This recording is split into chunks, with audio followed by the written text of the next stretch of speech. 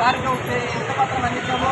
అమరావతి మన అనంత గ్రామీణ బ్యాంక్ పైన ఏమంటే ఈరోజు రాయలసీమ కమ్యూనిస్ట్ పార్టీ అన్ని చోట్ల వినతిపత్రాలు ఇస్తున్నాము. దీనిపైన మీరు బాగా దీని మీద దృష్టి పెట్టి మీరు పొద్దున చిన్నదైనా పెద్దదైనా ఒక ఆనకట్టే, చిన్న పేరైనా పెద్ద పేరైనా ఒక పేరే.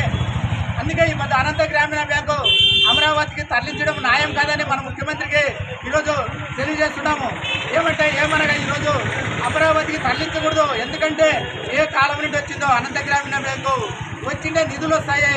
ఆ నిధులు కూడా చిన్న నిధులు కూడా తరలిస్తే రేపు పొద్దున మన రాయలసీమ డిబేట్ అయినాడు ఏమవుతుందని మన రాయలసీమ కమ్యూనిస్ట్ పార్టీ ఈరోజు డిమాండ్ చేస్తుంది. పెద్ద దీనిపైన పోరాటం కూడా చేస్తాం.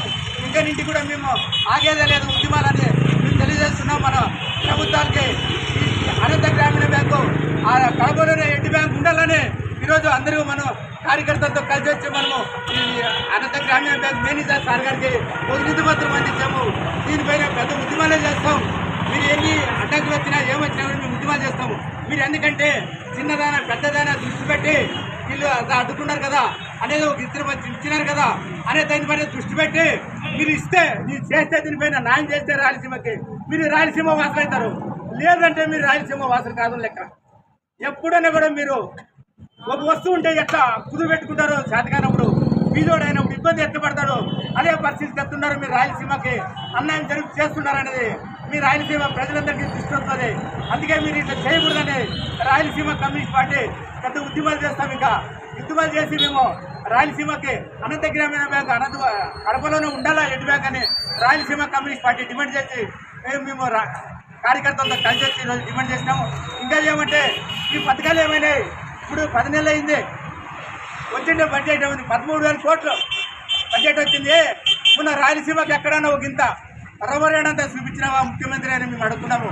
ముఖ్యమంత్రి గారు మన రాయలసీమ పైన ఎందుకు దృష్టి పెట్టలేదు? నువ్వు ఈ ఇల్లు వాకిలు ఎక్కడుంది? రాయలసీమలోనే ఉంది. రేపు పొద్దున నీ కొడుకు కూడా ఈ తండ్రి ఇప్పుడు 5 ఏళ్ళు పోతుంది నేను మోసం చేయను నువ్వు ప్రజలు చెప్తున్నావే. ప్రజలు నిన్ను నమ్మి ఓట్లేస్తున్నారే. రేపు పొద్దున అదే నీ కొడుకున్నాడు. నీ కొడుకు కూడా ఇప్పుడు రాజకీయాల్లోనే ఉన్నాడు. రేపు పొద్దున నాకు ముఖ్యమంత్రి కావాలంటే ఎట్లయితాడు? నువ్వు కొడుకు కూడా మస్త తెప్పిస్తున్నావు. తండ్రి మాట్లాడిన మాటే కొడుకు మాట్లాడతాడు అనేది ఎప్పుడో ఈ మస్త తెప్పిస్తున్నావు. ఈ మస్త తెప్పించుకున్నట్ల నువ్వు కూడా చెప్పిన పని మాట కట్టబడి ఈ రాయలసీమ ప్రజలకు పనిచేయి. మన రాష్ట్రానికి నువ్వు ఎక్కడెక్కడ ముఖ్యమంత్రి ఉన్నావు, ఏది అమలు చేసినావు, అప్పుడు నువ్వు ఏదో వాక్యాలు చేసినావు అవన్నీ అమలు చేయి. ప్రజలు ఎంత బాగా కట్టాడుతారు. గురుగులాడుతున్నారు. ఇప్పుడు రైతు భరోసా చేయలేదు ఇంతవరకైనా. ఎంత బాగా రాయలసీమ పార్టీ డిమాండ్ చేసి చెప్తావు.